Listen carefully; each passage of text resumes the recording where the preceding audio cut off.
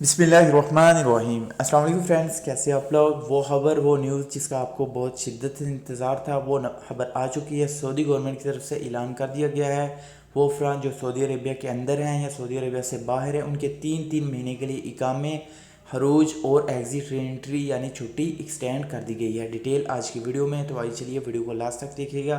वजारत दाखिला की तरफ से ऐलान कर दिया गया है, आपके सामने वजारत दाखिला का ये स्टेटमेंट है, बयान है। वो अफराद जो सऊदी अरबिया से बाहर हैं, जो सऊदी अरबिया के अंदर हैं, उनके वीज़े एक्सटेंड कर दिए गए हैं। Number 1, Saudi Arabia will extend the expire final exit visa without any fees. जो सऊदी अरबिया के अंदर अफराद मौजूद हैं, उनकी हरूज नहाई यानी फ़ाइनल एग्जिट एक्सटेंड कर दिए गए हैं किसी किस्म की फ़ीस पे करने के बगैर।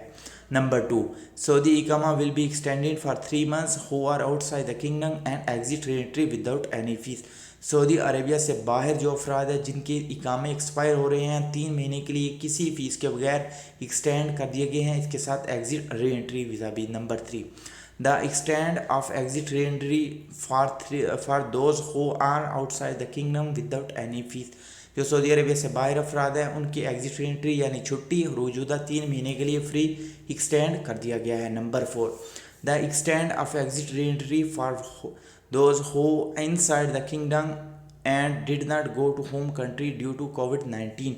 सऊदी अरेबिया के अंदर जो अफराद कोरोना वायरस की वजह से सफ़र नहीं कर पाए, सफरी पाबंदी की वजह से इधर रुक गए, उनकी एग्जिट री एंट्री मौजूदा यानी छुट्टी की मियाद 3 महीने के लिए फ्री एक्सटेंड कर दी गई है।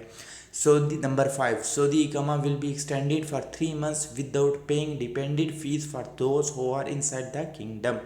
सऊदी अरबिया के अंदर जो अफराद मौजूद हैं उनके 3 महीने के लिए एक्सटेंड कर दिए गए हैं इकामे किसी किस्म की फ़ीस पे किए बगैर।